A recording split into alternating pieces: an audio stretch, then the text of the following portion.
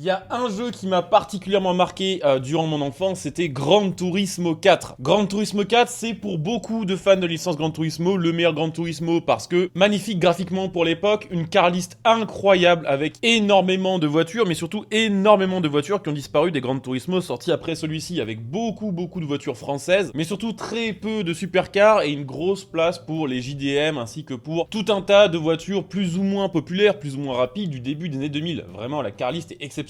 Le jeu est très complet, il y avait les championnats constructeurs, il y avait l'émission pour ceux qui voulaient avoir le challenge. Enfin bref, Gran Turismo 4 c'était une masterclass. Et si je vous parle de Gran Turismo 4 aujourd'hui, c'est parce qu'il revient en puissance en 2024. Alors pas officiellement, mais grâce à un mode réalisé par un joueur. Il y a un mec qui kiffe tellement le jeu, qui a développé un mode qui remet Gran Turismo 4 au goût du jour et qui ajoute des fonctionnalités de taré. Ce mode il s'appelle Gran Turismo 4 Spec 2, il est sorti le 20 septembre 2024, c'est-à-dire hier au moment où je fais cette vidéo. Ce mode est gratuit et dans cette vidéo je vais vous expliquer tout ce qui change, tout ce qui est ajouté par ce mode. Vraiment, c'est une pépite et encore une fois, c'est fou de se dire que c'est un travail qui a été réalisé par un joueur fan de la licence. Bref, j'espère que la vidéo vous plaira. Si c'est le cas, je compte sur vous pour laisser un petit like et pour vous abonner et pour me dire bien sûr en commentaire quel a été votre Gran Turismo préféré. Je vous le dis cash, pour moi, c'est Gran Turismo 4 et Gran Turismo 3 juste derrière, mais peut-être que les vôtres sont différents. Donc n'hésitez pas à dire en commentaire quel a été votre Gran Turismo favori. Alors effectivement, je vous disais, c'est un mode. Vous allez me dire, mais comment on fait pour installer des modes sur la PS2 ? C'est pas possible. Mais en fait, ce mode-là que vous pouvez télécharger gratuitement, je le rappelle encore une fois, vous pouvez l'installer sur votre émulateur de PS2. Vous pouvez télécharger par exemple le PCSX2 qui est probablement le plus connu et le plus optimisé et trouver ensuite sur le site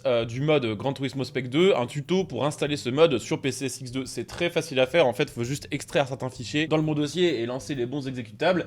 Et ça va ajouter automatiquement tout le contenu de ce mode à votre Gran Turismo 4. Alors déjà, première chose que vous allez pouvoir remarquer en voyant les petits gameplays que je vous mets en fond, c'est que les graphismes sont améliorés par le mode. Mais ce qu'il faut savoir quand même aussi, c'est que de toute façon, de base, avec un émulateur comme PCSX2, vous pouvez augmenter vos graphismes sur un vieux jeu PS2, de sorte à ce qu'ils soient plus élevés que ce que vous aviez à l'époque sur votre PS2. Vous pouvez améliorer la résolution, l'anti-aliasing, vous pouvez ajouter des effets. Et en réalité, même si ce mode améliore un petit peu les graphismes et certains reflets, il y a aussi le fait que PCSX2 de base propose déjà un meilleur rendu visuel que l'original de l'époque. Ce mode corrige déjà l'un des seuls points négatifs de Gran Turismo 4, les sons de voiture. C'est vrai que sur le jeu de base, on sent que les sons n'ont pas été enregistrés sur des vraies voitures et qu'ils ont été générés à partir de logiciels sur le PC. Ça donne un côté un peu robotique au son et clairement les sons de Gran Turismo 4 sont pas réalistes. Ce mode change la plupart des sons de toutes les voitures de Gran Turismo 4 et les remplace par des sons plus réalistes. Alors il y a des sons qui sont vraiment bons et il y en a qui sont simplement meilleurs que ceux du jeu de base. Mais dans tous les cas, pour toutes les voitures, c'est bien meilleur et surtout ce qui est assez fou, c'est que ce mode gère également le changement de son une fois que vous allez améliorer votre échappement, puisque sur Gran Turismo 4 vous pouvez customiser et améliorer vos voitures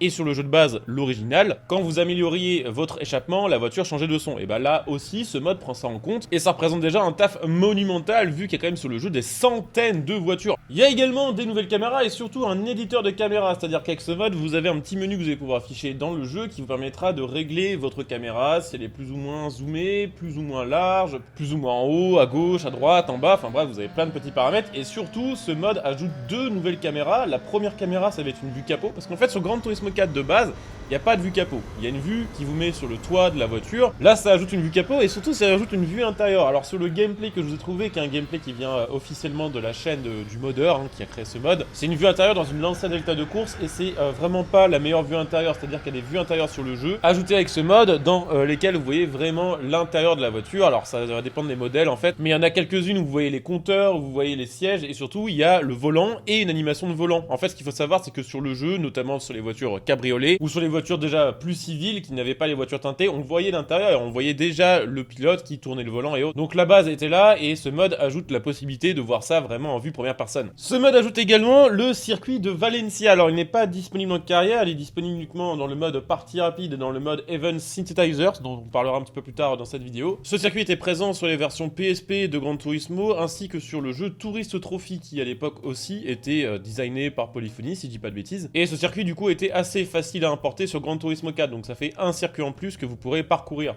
Et en plus de ce nouveau circuit, il y a également des nouvelles voitures qui sont là aussi des imports d'autres jeux de la licence et surtout des mises en commun de toutes les versions de Gran Turismo 4, puisqu'en fait sur Gran Turismo 4, 99% de la car list était la même sur toutes les versions du jeu, mais sur les versions américaines, les versions japonaises et les versions EU, il y avait des petites voitures en plus ou en moins. Là, il y a une douzaine de voitures qui sont rajoutées et qui sont en fait un espèce de condensé de toutes les voitures disponibles sur toutes les versions de Gran Turismo 4. Les voitures du jeu profitent aussi de quelques petits changements au niveau des customisations et au niveau des améliorations. Sachez par exemple que toutes les voitures maintenant, hors voiture de course et de rallye, que vous allez acheter sur Gran Turismo 4 avec ce mode, vont être équipées de pneus standards au lieu d'être équipées de pneus sport d'origine. Et que vous pourrez enfin repeindre vos voitures. C'est un truc qui était effectivement absent de Gran Turismo 4 à l'époque. Quand on achetait une voiture, on choisissait sa peinture au moment de l'achat et ensuite on ne pouvait pas la repeindre. Il y a maintenant via le GT Auto un petit justement add-on qui permet de repeindre sa voiture en sachant que repeindre sa voiture coûte 10% du prix de la voiture. Il y a aussi, et ça c'est super cool dans le GT Auto, une fonctionnalité qui a été rajoutée par ce mode qui permet de switcher les jantes de sa voiture en choisissant parmi d'autres jantes du même constructeur. Avant, quand vous aviez une Nissan Silvia par exemple, vous pouviez customiser les jantes en choisissant parmi par exemple d'autres marques. Là vous aurez la possibilité de mettre d'autres jantes de toutes les autres voitures de la même marque, c'est-à-dire de chez Nissan. Certaines voitures ont eu un petit coup de rafraîchissement au niveau de leur performance puisqu'elles avaient dans certains cas des performances assez éloignées de la réalité. Il y a eu aussi une petite mise à jour grâce à ce mode des